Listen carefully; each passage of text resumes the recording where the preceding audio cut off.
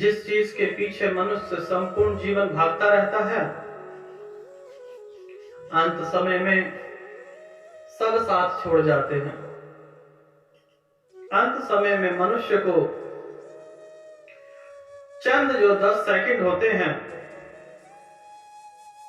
उसमें पूरा ब्रह्मांड उसे दिखाई देता है, संपूर्ण जीवन दिखाई देता है कि वह अंत समय में किस प्रकार से संपूर्ण जीवन उसने मनुष्य को किस प्रकार से परेशान किया, जीव जंतुओं को किस प्रकार से परेशान किया, रिश्तों का अंत किया। सब कुछ उसे साफ साफ दिखाई दे रहा होता है। चाहे जितना भी बीमार व्यक्ति क्यों ना हो, अंत समय में उसे सब कुछ दिखाई देता है। मृत्यु के समय मनुष्य बिल्कुल ठीक हो जाता है।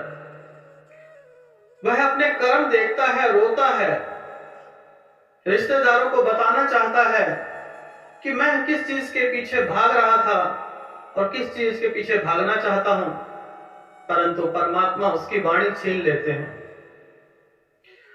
तड़पता है कि मेरे बच्चे, मेरे रिश्तेदार, समझ लो कि मैंने संपूर्ण जीवन क्या कमाया, लेकिन परमात्मा उसकी वाणी छीन लेते हैं कि वह स्वयं का ध्यान और मेडिटेशन करे तो ही जान पाएगा। परमात्मा ने हर एक के लिए कुछ ना कुछ जरूर लिखा है। इस संसार में आने का कोई ना कोई कारण है। जरा सी परेशानी हुई नहीं कि हम आत्महत्या करने की सोच लेते हैं। परेशानी तो भगवान श्री कृष्ण के जन्म में थी, भगवान राम, भगवान बुद्ध,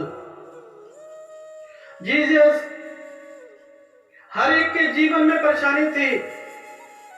क्या उन्होंने आत्महत्या की? अगर भगवान मानते हो तो उनके पद चिन्हों पे चलो, क्योंकि जीवन में समस्याएं अनेक होती हैं।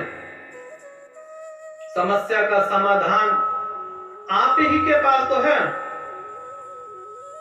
जितनी मर्जी परेशानी हो, अपने परम पिता परमेश्वर का ध्यान लगाइए। अगर भगवान मानते हो तो आपकी सारी समस्याओं का समाधान मिलेगा। और जिस चीज के पीछे संपूर्ण जीवन भाग रहे थे, वह भी लास्ट में साथ छोड़ देती है। अंत समय में पछताने से कुछ नहीं होगा। जब मनुष्य का मृत्यु का समय आता है, सब कुछ यहीं धरा रह जाता है। मनुष्य तड़पता है, चिल्लाता है, परेशान होता है, बताना चाहता है अपने बेटे बेटियों को कि मैंने क्या किया, मुझे क्या लक्ष्य मिला था। जब बच्चा पैदा होता है तो उसके साथ परमात्मा रहते हैं, परंतु जैसे ही जन्म होता है बच्चे का, वैसे ही वह इस संसार में आते ही भूल जाता है।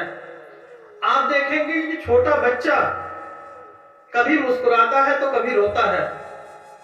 वह अपने पुराने जन्मों के देख रहा होता है कि पिछले जन्म में मैंने क्या किया, क्या लिया। परंतु जैसे ही थोड़ी सी समझ आ जाती है, वैसे ही उसके इस संसार से नाता जुड़ जाता है। यह मेरी मम्मी, ये मेरे पापा, ये मेरी मौसी, ये मेरा भाई, और इन्हीं बंधनों में बंध जाता है। यहां तक तो ठीक है, जब 12 से 14 वर्ष की आयु में आता है, तब उसे समझ आती है। उसके रिश्तेदार, उसके मित्रगण उसे भटकाते हैं कि यह तुम्हारे सगे हैं, यह तुम्हारे सौतेले हैं। जो बीज है, दुख का कारण है, वहीं से शुरू हो जाता है। बचपना कितना अच्छा होता है। उसी प्रकार से बचपन को, अगर संपूर्ण जीवन सुख पाना चाहते हो तो बचपन में लौट आओ।